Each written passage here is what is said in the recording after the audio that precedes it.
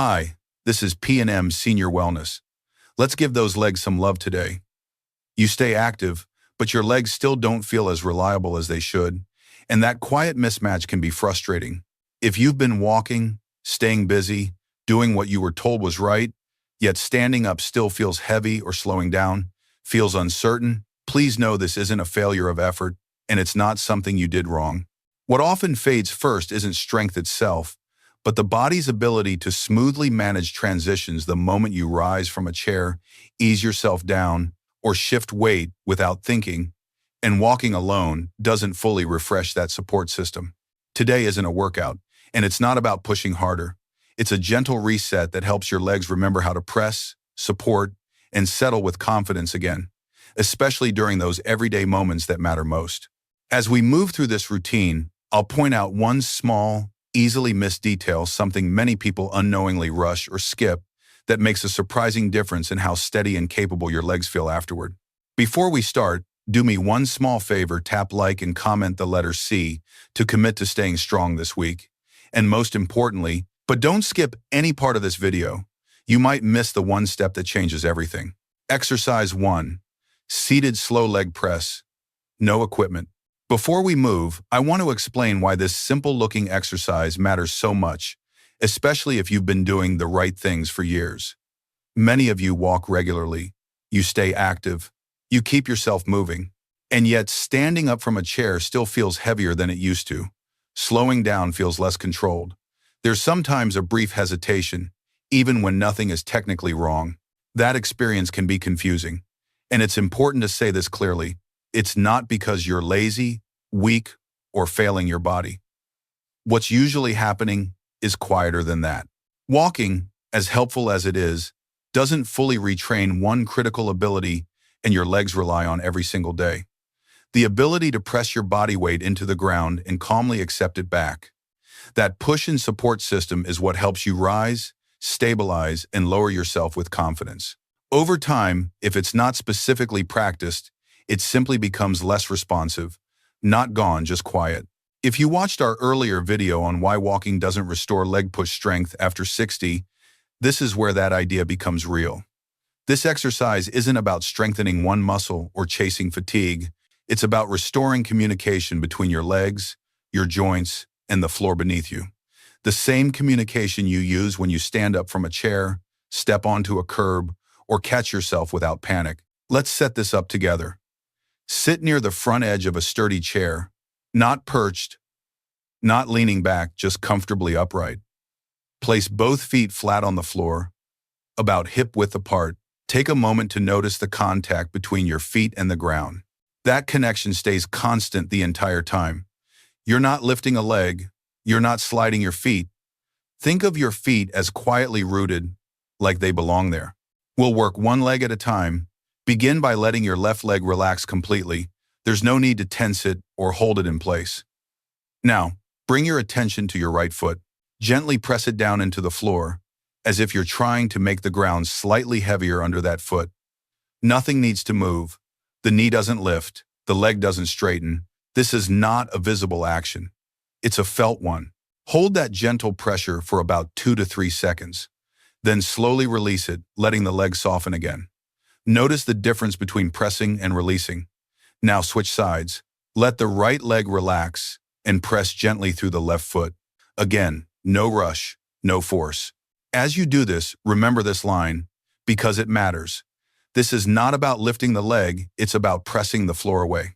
When movements are fast or rushed, your nervous system doesn't have time to register safety or control. Slow pressure teaches your body something very different. It teaches trust. It teaches coordination, and that's what we're after here. A common mistake is turning this into something you can see: lifting the knee, straightening the leg, or bouncing through the movement. If that's happening, you're actually working harder than necessary. The real work is internal. When you're doing it correctly, you may feel a gentle warmth building through the front of the thigh, sometimes into the hip. Some people describe it as their leg feeling more awake or more present. That's a good sign. It means the system is reconnecting. Why does this matter so much for daily life? Because this pressing action is what helps you rise from a chair without that moment of hesitation. It's what supports you when stepping up onto a curb or a stair, and it's what prevents that split-second uncertainty when your body isn't sure it can accept weight smoothly. Restoring this signal doesn't just strengthen the leg, it restores confidence in movement. As you continue, move slowly between sides. Breathe normally. There's no special breathing technique required. Let the rhythm feel calm and steady. If you feel fatigue, pause. There's no benefit in pushing through tiredness here. We're teaching your legs how to cooperate with gravity again, not fight against it. You might notice that one side feels clearer or stronger than the other. That's completely normal. Don't judge it, just observe it. Over time, this simple awareness often brings balance back more effectively than forcing symmetry. One important safety reminder before we move on. This exercise should never cause sharp pain in the knee, hip, or back. Mild effort is fine, warmth is fine, but discomfort that feels sudden, alarming, or unstable is not. If you feel dizzy, stop and rest. Always keep yourself supported by the chair and take breaks whenever you need them. There is no rush. Stay with me here for a few more rounds. This quiet work may not look impressive, but it lays the foundation for everything that follows. In the next movement, we'll take this restored leg press and apply it to a real-life transition, standing up and sitting down with control, confidence, and calm. Exercise 2. Sit to stand with slow lowering. Now let's take what your legs just remembered and apply it to one of the most important movements of daily life, standing up and sitting down. This movement happens dozens of times a day, often without much thought. And because it feels familiar, it's easy to assume we're already doing it well. But the way we move through this transition matters far more than most people realize. Many people focus only on getting up from a chair. Standing feels like the hard part. Sitting down feels automatic. But what quietly weakens the legs over time is not the standing, it's the lowering. In fact, most strength loss after 60 doesn't happen on the way up. It happens on the way down, when the body drops instead of staying in control. If you've seen our earlier video, the one sit-down mistake that weakens legs over time, 60 plus, this is where that insight becomes real and practical. When you lower yourself without control, your legs stop doing the work. The joints absorb more impact. Balance feels less certain. And just as importantly, your nervous system learns to rush. It learns that sitting down is something to get over with instead of something it can manage calmly. Over time, that rushed pattern shows up everywhere on stairs, in cars, when lowering onto a bed, or even when stepping down off a curb. This exercise gently reverses that pattern. It teaches your legs how to accept weight slowly and predictably, which is just as important as pushing weight away. Control on the way down is what tells your body, I've got this. Let's walk through it together. Start seated on a sturdy chair. Your feet are flat on the floor, about hip-width apart. Take a moment to notice the contact between your feet and the ground, that quiet connection you practiced in the first exercise. Let your posture be upright but relaxed. There's no need to sit rigidly. When you're ready, stand up in a way that feels natural for you. You don't need to overthink this part. Use the chair, armrests, or even your hands if you need support. Standing up is not the challenge here, and there's no benefit in making it harder than it needs to be. Now comes the important part. To sit back down, imagine the chair is slightly farther away than it looks. Begin by gently bending at the hips and knees. Let your hips move back as you lower yourself. Aim to take about 4 to 5 seconds on the way down. This is slow enough to teach control, but not so slow that it feels strained. Keep your chest relaxed. Breathe normally. Let your weight stay balanced through your feet. You're not tipping forward, and you're not collapsing backward. As you approach the chair, touch it lightly with your hips and sit without dropping. If you notice yourself falling the last inch or two, that's very common. Most people do it without realizing. Simply pause, stand back up, and try again with a little more patience on the descent. This slow lowering is where your legs relearn how to manage weight smoothly. It's where strength returns in a way that feels safe and usable in real life. As you repeat this movement, pay close attention to how it feels rather than how it looks. You should feel your thighs and hips working together, holding steady instead of gripping or rushing. Many people describe a sense of calm effort, not strain, not panic, just steady engagement. That feeling matters. It's the foundation of confidence when you're stepping down stairs, easing into a car seat, or sitting without hesitation. A very common mistake here is shifting too far forward onto the toes or letting the knees collapse inward as you lower. If you notice that happening, slow the movement even more. There is no reward for depth or speed. Control always comes first. 2 or 3 slow, well-controlled repetitions are far more valuable than 10 rushed ones. Why does this matter so much for independence? Because life isn't made of perfect, isolated movements. It's made of transitions, starting, stopping, lowering, adjusting. When your legs trust themselves on the way down, everything else feels more stable. You move with less fear and more choice. You don't brace for impact. You don't rush just to get it over with. You stay present. This movement also sends a powerful message to your nervous system. Slowing down is safe. And when your nervous system believes that, balance improves, confidence improves, and daily tasks feel less demanding. Let's pause for a quick safety reminder. This movement should feel challenging, but it should never feel sharp or painful. If you feel knee pain, dizziness, or a sense that you might lose balance, stop and rest. Use support whenever you need it. There is no prize for doing this without help. The goal here is confidence and control, not toughness. Take a few more controlled repetitions at your own pace. Let each one feel smooth and intentional. If you need to rest between repetitions, that's perfectly fine. We're not training speed here, we're training steadiness. In the next exercise, we'll take this regained control and apply it while standing, using light support to help your legs manage body weight during movement. A powerful step toward feeling steadier, more capable, and more at ease on your feet. Exercise 3. Standing, supported forward push. Now we take everything you've gently rebuilt so far and bring it into a standing position where daily life truly happens. Sitting exercises help restore awareness and control, but standing is where confidence is tested. This movement may look simple, and at first glance, it might even seem like it's focused on the arms. In reality, its purpose is much deeper. When you move through the day, stepping forward, reaching, turning, or catching yourself, your legs must quietly support your body weight while the rest of you moves around them. That ability doesn't disappear suddenly. It fades slowly, often without notice.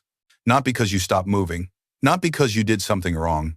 It fades because the legs are rarely asked to manage body weight in a calm, supported way while standing. This exercise gently brings that skill back online. Let's set it up together. Stand facing a sturdy surface, a counter, a table, or a wall.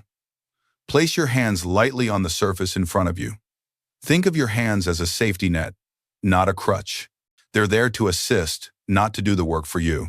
Your feet are hip-width apart, flat on the floor, and your heels stay down the entire time. Take a moment to feel the ground beneath your feet. That grounding matters. Now, with your posture tall but relaxed, gently lean your body forward just a few inches. This is not a lunge. It's not a reach. It's a small, controlled shift. As you lean, allow your weight to move slightly into your legs. Notice that nothing dramatic needs to happen. Then slowly press through your feet and bring your body back to standing upright. Here's the key idea to remember throughout this exercise. Push the surface away, but feel your legs bringing you back. Your arms assist. Your legs drive the movement. Move slowly and smoothly. There's no benefit to leaning far forward. In fact, smaller movements teach your body more effectively than bigger ones. As you repeat this motion, pay attention to where the effort comes from. You should feel your thighs and hips supporting you, your feet staying grounded, and your balance remaining calm. Many people describe feeling more solid, more connected to the floor after just a few repetitions. A common mistake here is relying too much on the arms. Another is letting the heels lift or rushing the return to standing. If you notice either of those happening, simply pause. Reset your posture. Reduce the range of motion. This exercise is not about pushing hard. It's about reminding your legs how to manage weight while your body moves. This pattern is incredibly important for real life. Think about reaching into a cabinet, leaning forward to wash your hands, stepping toward a door, or adjusting your balance in a crowded space. In all of those moments, your body moves forward while your legs must stay trustworthy underneath you. When that trust is missing, the body tightens. Movements feel cautious. Confidence shrinks. By practicing this gentle forward push, You're teaching your legs that they can support you during motion, not just when standing still. That lesson carries over into daily life, quietly, without effort or force. Tasks feel easier. Movements feel less rushed. You stop bracing for the next step. Take a few more slow repetitions. Let your breathing stay natural. There's no special rhythm you need to follow. If you feel tired, rest. If one repetition feels steadier than the last, notice that. These small changes are meaningful. This is also a moment to check in emotionally. Standing movements can sometimes bring up hesitation or old habits of rushing. If that happens, slow down even more. Your body learns best when it feels safe. Before we finish this segment, a gentle safety reminder. Always keep a stable surface in front of you. If you feel dizzy, off balance, or uncomfortable in any way, stop and rest. There should be no sharp pain. Support is always allowed. Choosing stability is a sign of wisdom, not weakness. As you complete this exercise, take a moment to notice how your legs feel compared to when you started the routine. Perhaps they feel a little more awake, a little more dependable.